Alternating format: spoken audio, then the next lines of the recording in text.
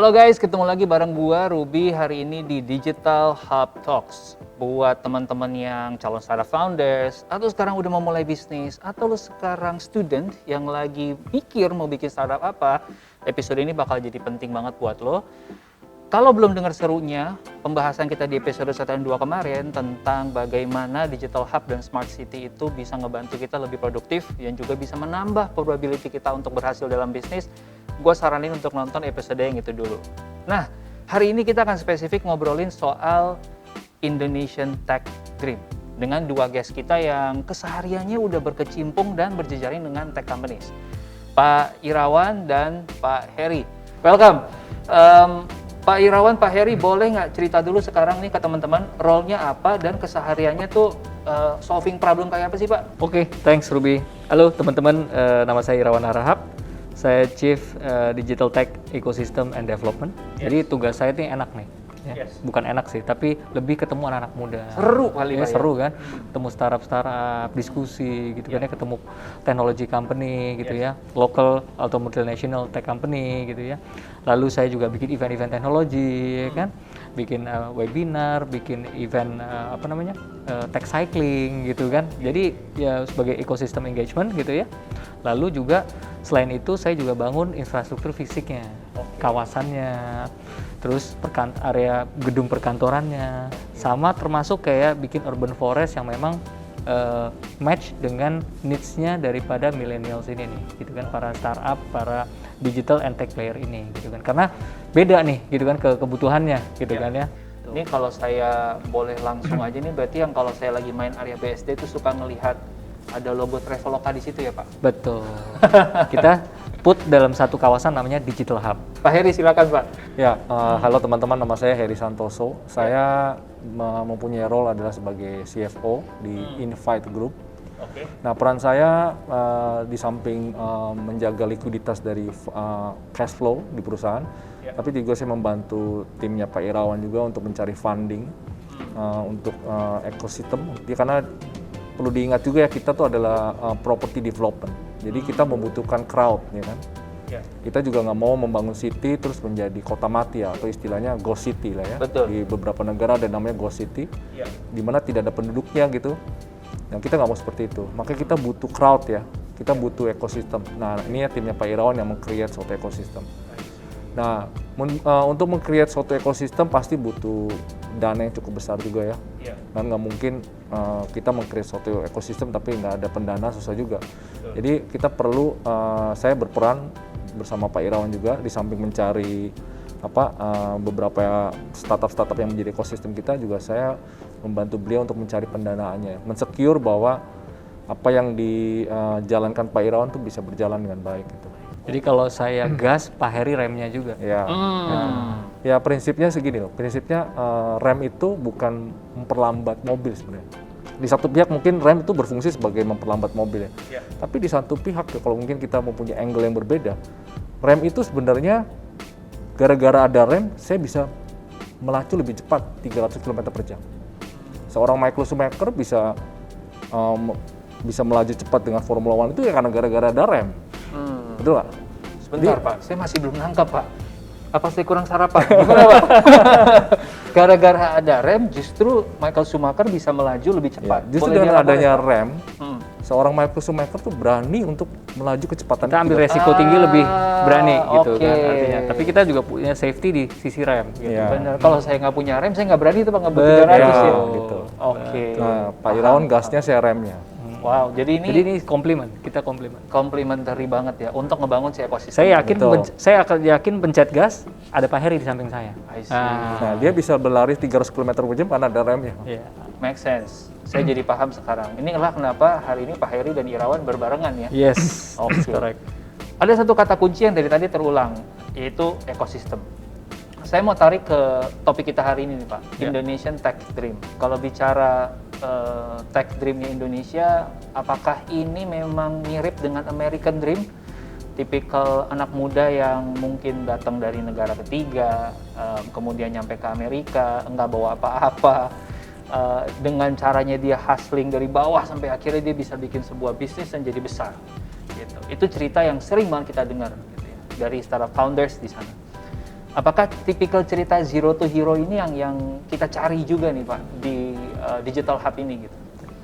Kalau kita ngomong di sini Indonesian Tech Dream-nya, kita mau fokus ke masyarakat Indonesia, gitu ya. Artinya mereka lahir dan tumbuh di Indonesia, pengennya punya kesempatan yang sama nih dengan teknologi internet sekarang ini, gitu kan. Mereka bisa mendapat akses apapun itu, gitu ya, terhadap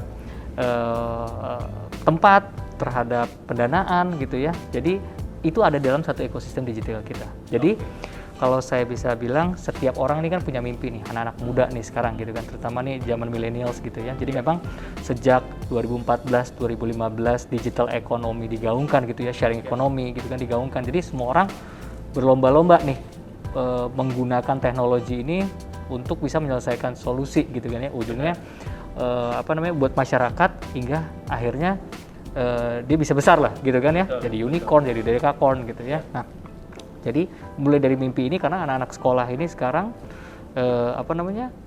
punya, setelah lulus sekolah nih, mereka punya ada beberapa pilihan jadinya kan. Bisa bekerja di perusahaan gitu ya. Kedua, mereka jadi entrepreneur. Atau yang ketiga Pak? Atau yang ketiga apa tuh? Jadi YouTuber. Nah, YouTuber, content creator. Kayaknya sekarang anak-anak kecil udah start ya, mulai ya sekarang kan jadi udah gamer. jago ngomong di depan kamera bahkan. Jadi gamer segala kan gitu kan. Iya. Jadi itulah kesempatannya karena dengan teknologi ini kan gitu. Memungkinkan ini. Nah, kami sebagai property developer nih melihat nih opportunity ini sayang nih kalau dilewatkan gitu kan. Akhirnya bagaimana kami bikin satu digital ecosystem di proyek kami nih. Utamanya di BSD. Yang pertama kali kita mau bikin satu kawasan digital hub gitu ya. Nah, ekosistemnya seperti apa? Jadi yang pertama tuh kita melihat kan seperti saya bilang, anak-anak lulusan kuliah gitu kan, terus mau kerja di tech company. Nah, mereka itu perlu tambahan skill gitu. Sehingga kita invite vocational skill lokal maupun internasional agar kenapa? Bisa berstandar global. Gitu mereka bisa berstandar global, seperti ada Apple iOS Academy, ya, Purwadika Academy, ada Binar Academy yang ownernya tuh former ex Gojek Alamanda Cantika gitu ya. Nah, mereka ini adalah mengkomplement university gitu ya, dengan course-course-nya mereka tuh komplement university. Nah, jadi akan komplit si talent ini ketika sudah lulus kuliah, punya general knowledge, dan mereka ambil skill set yang fokus digital marketing, UI UX, terus coding gitu kan, coding macam-macam gitu kan, jadi programmer apa segala. Nah, itu jadi dari talentnya kita siapin dari sekolah-sekolahnya dulu nih. Ini vocational komponen school. pertama dari komponen ekosistem pertama, tadi ya. Komponen pertama ya, vocational. Kedua, kita invite juga startup-startupnya gitu kan ya, startup yang pasti butuh talent kan gitu kan ya, startup dari kecil apa segala. Nanti saya balikin ke Pak Heri, nanti kalau mereka kita invite ke sini pasti kita bantu juga dari sisi pendanaannya juga gitu kan ya. Lalu yang ketiga, kan mereka masih kecil-kecil nih gitu kan, tahap ideation sama startup. Kita siapkan co-working space-nya gitu, ya kan, co-working space-nya. Lalu ketika mereka sudah di co-working space 1 tahun, 2 tahun, mereka grow bigger gitu kan ya, ditambahan Pak Heri juga pendanaan gitu ya. Lalu mereka akan butuh tempat yang lebih besar, sehingga mereka akan sewa perkantoran yang lebih besar gitu kan ya. Dan mereka menjadi besar lagi, mereka pasti akan butuh satu office sendiri mungkin gitu kan ya, yang pengen terpisah dari komponen yang lain gitu. Nah, atau bahkan mereka bisa beli tanah, bangun sendiri gitu. Jadi memang, nah inilah ekosistem yang kita bangun di BSD City melalui Digital Hub, proyek Digital Hub. Nah, karena kita pengennya tahun pertama, tahun kedua para startup ini sudah bisa survive gitu ya. Tahun ketiga, tahun keempat mereka bisa stable. Gitu. Tahun kelima, tahun keenam kita harapkan mereka bisa sustain. Sustainnya dalam apa? Ya mereka bisa perpanjang sewa kantornya atau bahkan tadi ekspansi gitu kan ya. Mereka mau beli tanah atau mau beli satu unit digital loft gitu. Terserah mereka nanti gitu kan ya. Tapi saya mau kembali ke Pak Heri dulu nih.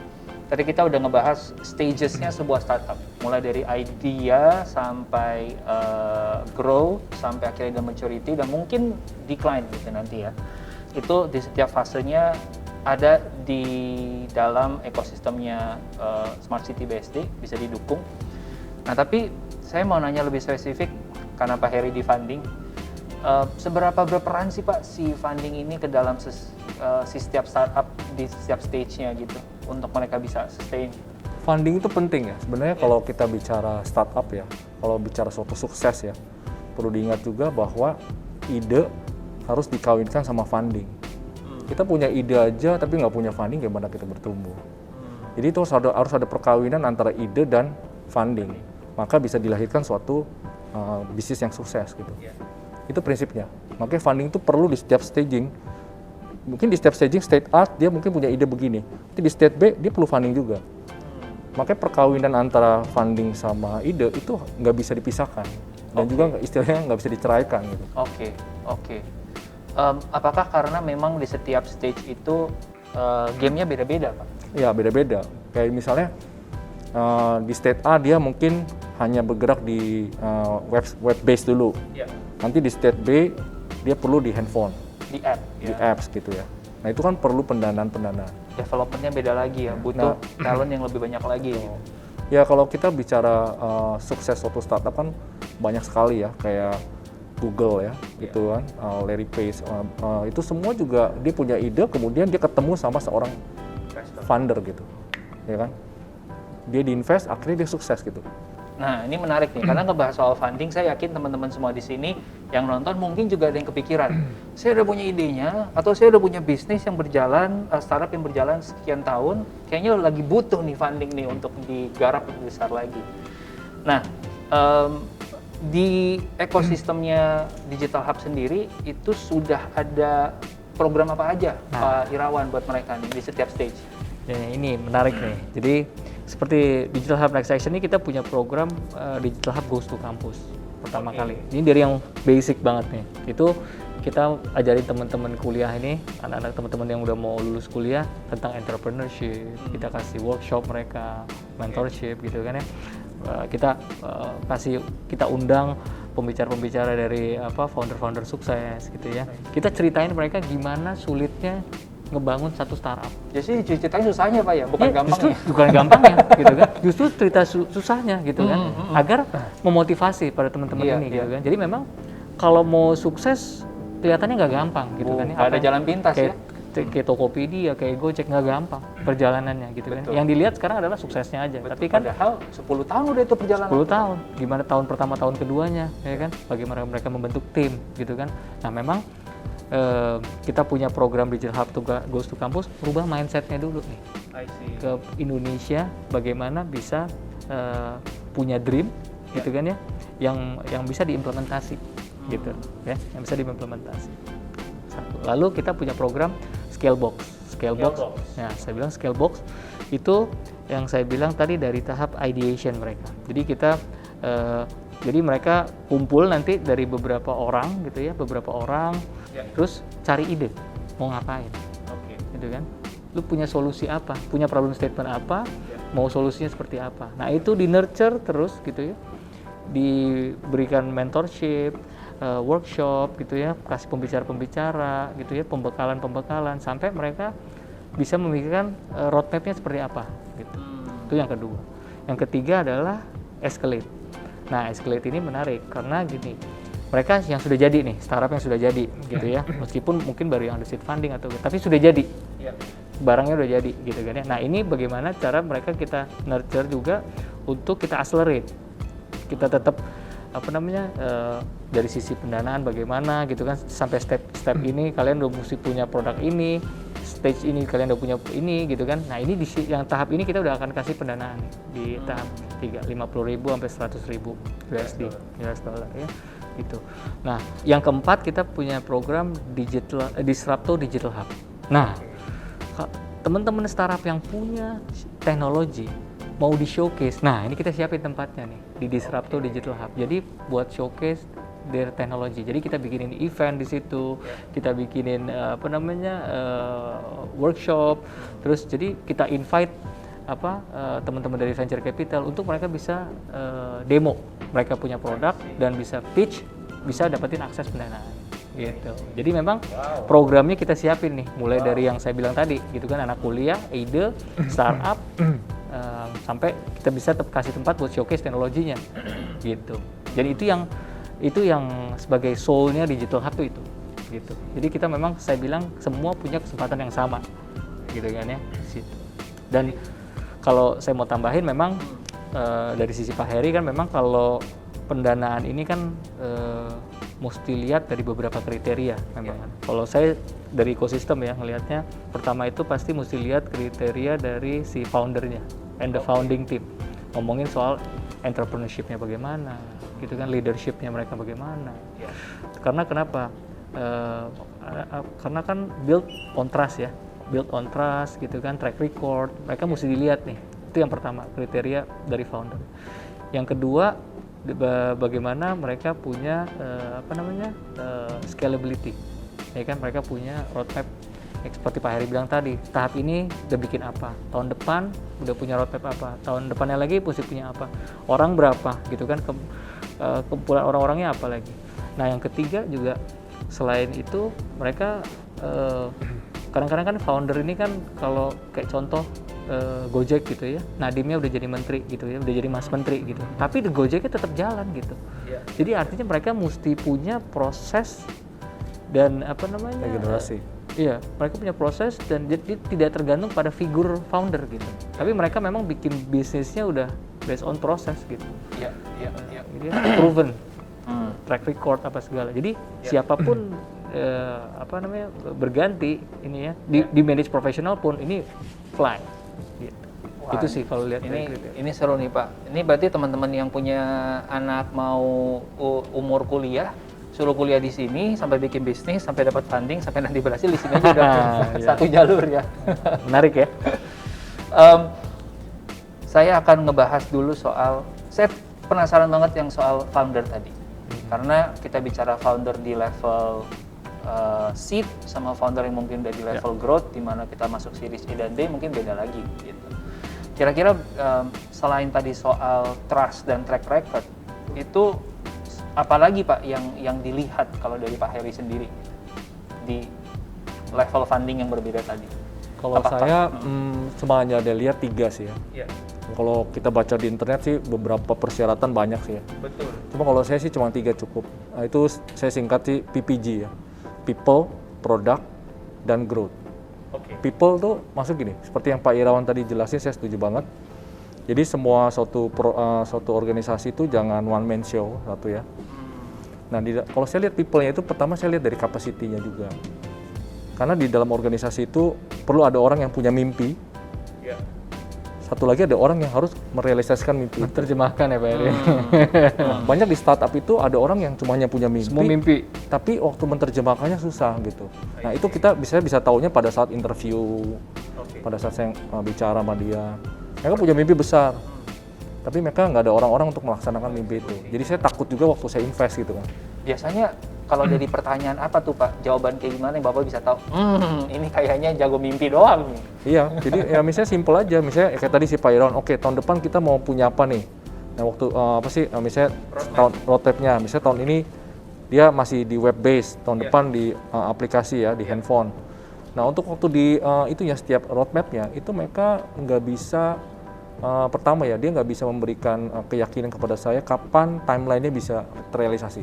Oh mungkin bulan semester ketiga Pak atau semester kedua gitu atau tahun depan. Tapi di bulan apa mereka masih belum pasti.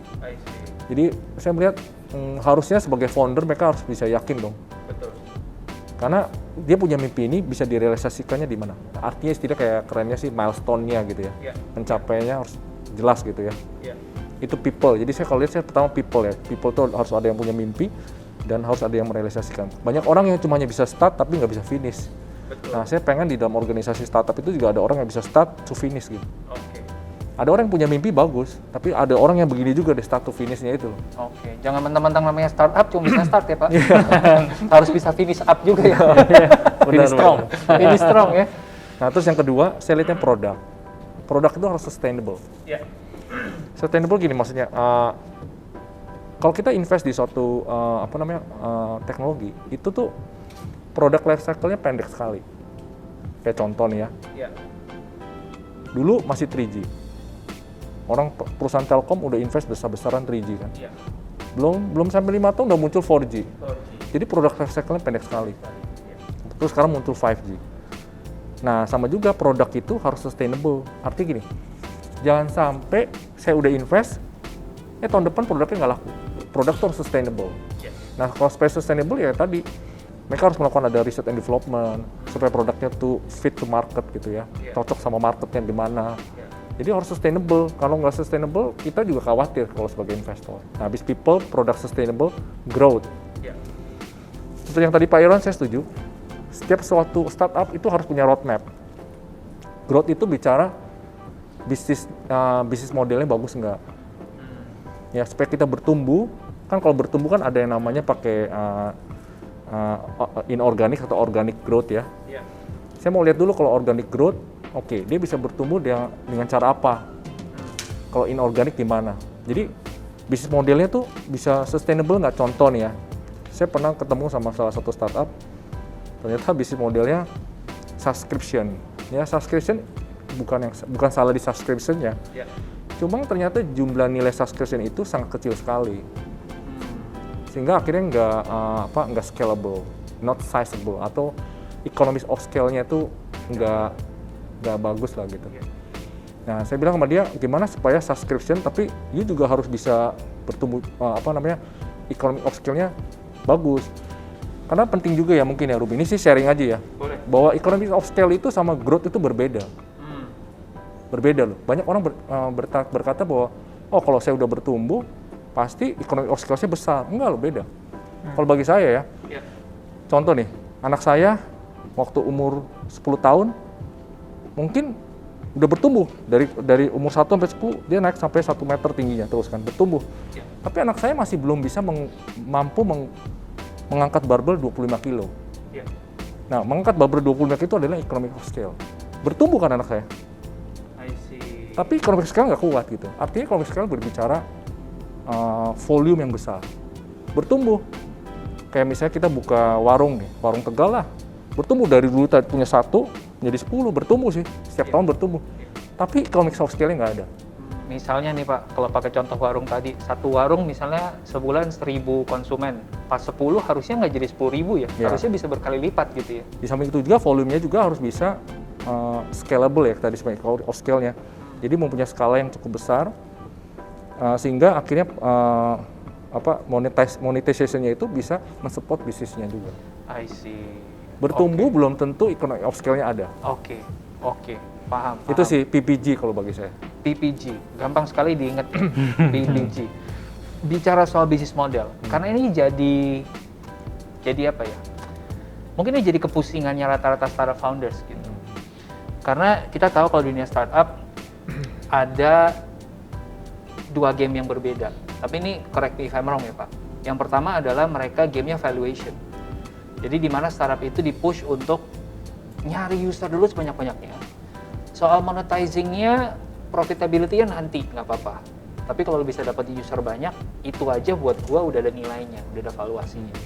Di saat bersamaan, sekarang juga saya makin banyak ketemu visi yang, mohon maaf nih, kita udah nggak bisa kayak gitu.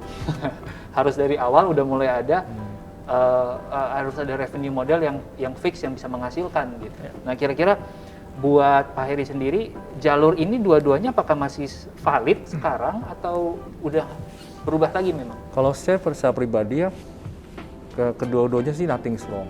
Oke. Maksudnya gini, kalau saya sebagai punya bisnis pribadi ya wajar dong saya kan kalau di konsep bisnis tuh ada yang namanya marketability, sama profitability. Jadi market share lah. Saya belajar dari salah satu konglomerat juga, kemudian dia cerita, kalau saya mau keluarin suatu produk baru, kamu jangan berharap profitability dulu. Kamu harus berharap market share dulu. Dan dengan market share itu, di level market share itu untuk menggrab market share. Dengan market share itu berarti kita perlu pendanaan cukup besar. Sampai orang bisa tahu bahwa produk kita tuh dikenal lah. Di mindset kita, ya. Dan juga perlu ingat juga, dengan bagi saya profitability itu akan mengikuti sih sebenarnya dengan sendirinya. Kalau produk kita sudah menjadi legend. Legend it takes time. Untuk menjadi legend kan it takes time ya. Mungkin butuh kayak Tokopedia sekarang bisa sukses. Dia sekarang udah sekitar 10 tahun lebih. Ya kan? Bisa sukses seperti itu kan dia perlu waktu kan. Betul. Takes time. Ya 10 tahun itu funding terus tuh. Betul. Funding terus kan. Nah, kalau bagi saya setelah kita terkenal, akhirnya produk kita nih bisa mendikte orang. Karena sudah pegang market share-nya. Beda kalau misalnya saya jualan e-commerce yang mungkin masih baru, yang belum bisa mendikte, saya datang ke Ruby. Ruby lebih percaya Tokopedia atau di saya? Lebih percaya Tokopedia kan? Dia sudah menjadi legend gitu. Nah, untuk menjadi legend itu perlu waktu gitu. Nah, itu waktu, dalam proses perlu waktu itu ya tadi ada juga berusaha untuk cari traction-nya, cari usernya. Itu nothing is wrong sih. Yang penting tujuannya bahwa ujungnya nanti bisa sustainable dan bisa bisa mendikte lah brand itu. Mungkin saya lanjut ke Pak Irawan ya, karena yang sekarang banyak ngobrol sama tech startup dalam keseharian, masih nyambung sama soal investment tadi. Saya mau ngebahas soal product market fit, gitu. Karena mungkin teman-teman di sini juga perlu belajar, gitu kan, gimana caranya mereka untuk bisa sampai di tahap ini. Gitu. Ada cerita nggak Pak, ya, yang Bapak alamin selama ngobrol sama tech companies ini, bagaimana mereka mencoba-coba atau eksperimen tadi sampai akhirnya ketemu si product market fit ini Pak? Jadi kalau kita ngomong produk ya, seperti yang Pak Heri bilang tadi, roadmap oke, mesti punya roadmap, tapi kalau misalnya produk mesti fit di market kan gitu ya. Jadi kalau create satu produk tuh yang jangan too far gitu. Jangan too far artinya nggak bisa dieksekusi lah bahasanya gitu kan. Yang today's problem aja, today's problem kita improve gitu. Today's problem kita improve gitu kan. Kayak sekarang kan kita Indonesia kan lagi fokus di ESG nih, ya kan. Jadi environment sustainability gitu ya. Jadi kan sekarang banyak startup-startup bermunculan ngomongin soal waste management gitu kan ya. Itu kan memang real problem yang saat ini sekarang orang butuh gitu kan ya. Bahkan nih saya sekarang kemarin ada satu startup yang kita kan punya sampah gitu ya. Artinya dari satu perumahan gitu, terus sampah dikumpulin nih di tempat sampah kita, terus ada tukang sampah ambil gitu ya. Nah, si startup ini pengen minta yang sampah yang organiknya aja. Gitu. Gitu ya. Jadi mereka pisahin, mereka ambil. Nah, itu mereka nanti bisa convert jadi pupuk, jadi apa, jadi fertilizer buat nanti bisa jadi sesuatu yang punya value tadi, jadi economic skill-nya jadi bisa ada gitu kan ya, gitu. Nah, jadi hal-hal yang kayak gitu kan nyata gitu, memang jadi jangan too far, gitu ya, nggak usah bikin dulu yang canggih-canggih alatnya, tapi masalah yang ada sekarang dulu. Iya, resolve dulu, sesimpel itu dulu gitu kan. Nah, dari situ kan investor melihat, oh bener nih gitu kan ya, kalau misalnya dia udah dapat sampah dari seluruh Indonesia, artinya kan skill tadi kan, dan dia bisa olah pupuknya di seluruh Indonesia, tanah di seluruh Indonesia juga, artinya kan market share tadi kan pegang nih, yang Pak Heri bilang tadi. Nah, itu lah product market fit. Jadi jangan terlalu teknologinya juga jangan terlalu too visioner, tapi jangan juga yang terlalu belakang banget gitu. Yang today's problem kita improve. Saya coba kawinkan ya. Sekarang kan tadi katanya kita harus mengawinkan ya ide dengan pendanaan. Apakah ini berarti buat Pak Heri, karena mewakili Sinarmas juga, akan support juga kalau ada teman-teman nih yang bikin startup yang solving problem yang relate sama problem yang dialami sama Sinarmas? Support. Definitely ya Pak? Iya, pasti. Boleh bocoran nggak Pak, problem apa sih yang pengen di-solve? Nah, Oke, saya kasih problemnya Pak Irawan. Jadi gini, kan kalau kita namanya kan kita nih kan kalau di BSD City kan membangun satu kota gitu ya. Namanya membangun satu kota ini kan banyak stakeholders. Ada anak sekolah, ada ibu rumah tangga, orang kerja, pemerintah yang kerja di sini gitu kan ya. Nah, jadi kan bagaimana teknologi ini menjembatani kebutuhan mereka nih gitu kan ya. Baik itu residents juga nih, termasuk orang tempat tinggal. Nah, kita ada contoh kita bikin satu aplikasi kota gitu ya, community apps gitu ya. Nah, ini nih.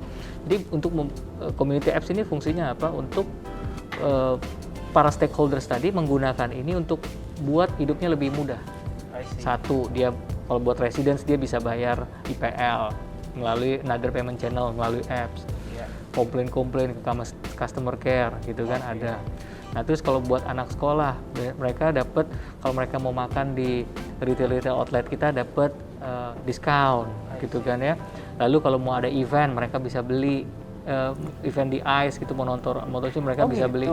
Nah, ini kan untuk develop apps ini kan harus punya roadmap. Pak Heri siapin duitnya kan gitu.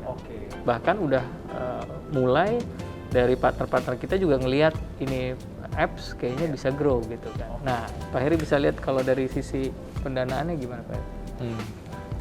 Ya prinsipnya seperti yang tadi Pak Irawan jelasin, kita akan support kalau itu untuk tujuannya memang komunitas. Kan kita seperti yang saya tadi bilang dari awal bahwa kita itu property developer. Kita tuh sedang membangun city. Nah, perlu tahu ya Ruby ya, kota New York aja yang saya pernah baca itu kurang lebih 500 tahun untuk membangun kota New York. Wow. Dan kalau kamu pernah lihat di salah satu YouTube ya mungkin ya, kota Jakarta tahun 70-an aja. Oh, iya. Di Jalan Sudirman itu semua masih kosong loh. Masih kosong, betul. Tahun 70-an. Iya. Mungkin sekitar 50 tahun berarti ya. Untuk membangun Jalan Sudirman aja loh. Itu butuh waktu 20 tahun, 30 tahun sampai penuh. Kuningan juga. Kalau pernah lihat di YouTube ada tuh, tahun 70 Jakarta sepinya minta ampun. Nah, untuk membangun kota itu butuh waktu ratusan tahun, beberapa generasi gitu. Dan pertama butuh duit juga. Nah, kita sebagai property developer pasti saya akan dukung untuk membangun city. Apalagi Pak Irawan menciptakan ekosistem. Nah, kita kan untuk membangun city itu perlu apa? Perlu konten-konten kan? Konten. Makanya konten salah satu contoh misalnya rumah sakit. Nah, lucu dong, kamu tinggal di BSD, anak sakit harus ke Jakarta. Harus ke Jakarta. Betul kan? Waduh. Kita perlu rumah sakit, kita perlu pertokoan, pusat perdagangan. Nggak lucu juga kamu mau belanja harus ke Jakarta, belanja bulanan gitu kan. Ya kan, ada hiburan juga, makanya kenapa kita ada Ocean Park gitu. Nanti kita ada zoo juga gitu. Kita kan makanya konten-konten itu dibentuk untuk mendukung semua kota. Makanya kenapa orang bisa betah di BSD, ya semuanya sudah ada. Nah, konten-konten itu diperlukan untuk kita membangun city. Makanya tadi Pak Irawan bilang, ada beberapa startup itu yang membantu konten-konten itu juga mempermudah mungkin dengan teknologi gitu. Kalau bagi saya, added value itu buat Sinar Maslen ya, khusus kalau kita mau invest ya. Pertama, saya melihatnya tuh ada namanya share economy. Maksudnya bahwa komunitas ini dengan adanya komunitas bahwa bisa men-share suatu kehidupan ekonomi. Dengan adanya, misal kamu tinggal di sini, akhirnya toko-toko yang di situ bisa hidup karena kamu beli gitu, belanja gitu, spending money ke orang lagi gitu ya. Jadi hidup. Ya kan? Terus yang kedua, nilai tambah buat Sinar Maslen itu bagi saya ya, saya pribadi, itu adalah kalau bahasa Inggrisnya sih gini, kayak community enhancement skill. Jadi maksudnya gini, saya pengen juga punya kota di mana penduduknya itu mudah sekali untuk mencari akses informasi, belajar, sehingga skill kita bisa diupdate. Jadi nggak perlu sampai ke Jakarta untuk mencari suatu, istilahnya kan ada pepatah, untuk mencari pengetahuan harus pergi ke negeri Cina. Negeri gitu Cina, kan. iya betul. Nggak perlu gitu, perlu ke BSD aja ya Pak. Ya kan, maksudnya seperti itu. Iya. Jadi itu bagi saya nilai tambah buat komunitas. Benar. Itu sih tujuannya. Jadi Digital Hub kita bentuk nggak cuma di BSD gitu ya, kita memang juga merambah ke Sinar Maslen punya premise di Batam juga gitu. Karena Batam ini sendiri cukup menarik ya, unik ya. Memang kan berbatasan dengan Singapura gitu ya. Jadi memang kita mirroring apa yang kita buat ekosistemnya di BSD City. Nah, itu di Batam, Nongsa Digital Park gitu. Karena kita akan siapkan talent-talentnya juga di sana buat bridge Singapura dan Indonesia. Jadi kita bilangnya itu digital bridge for Indonesia and Singapore gitu. Jadi berharapnya perusahaan-perusahaan teknologi yang ada di Singapura bisa outsource menggunakan talent-talent kita di Batam gitu ya, yang sudah kita cetak tadi untuk meningkatkan taraf hidup orang-orang Indonesia di sana gitu kan, sehingga mereka bisa bertumbuh, bisa beli rumah, bisa beli ruko, bisa makan atau apa gitu, bisa bertumbuh gitu kan di sana kan, sehingga Batam sendiri kita support gitu. Jadi ekonomi digitalnya tumbuh, manusia-manusianya juga bisa memberikan yang terbaik untuk keluarganya mereka. Ya. Wow, interesting. Nah, teman-teman, pintunya udah terbuka, ekosistemnya udah ready. Saya challenge teman-teman semua yang nonton di sini, yang selama ini berbagai alasan gitu ya, merasa terhalang berbagai banyak hal, terutama funding mungkin untuk memulai, udah ada nih jalurnya semua nih. Ada Pak Irawan dan Pak Heri yang udah menyiapkan semuanya. Saran saya, manfaatkan. Karena di zamannya saya, 10 tahun yang lalu lulus kuliah, nggak ada ini semua. Jadi it's a privilege teman-teman semua berada di zaman ini yang dimana ekosistemnya udah disiapkan.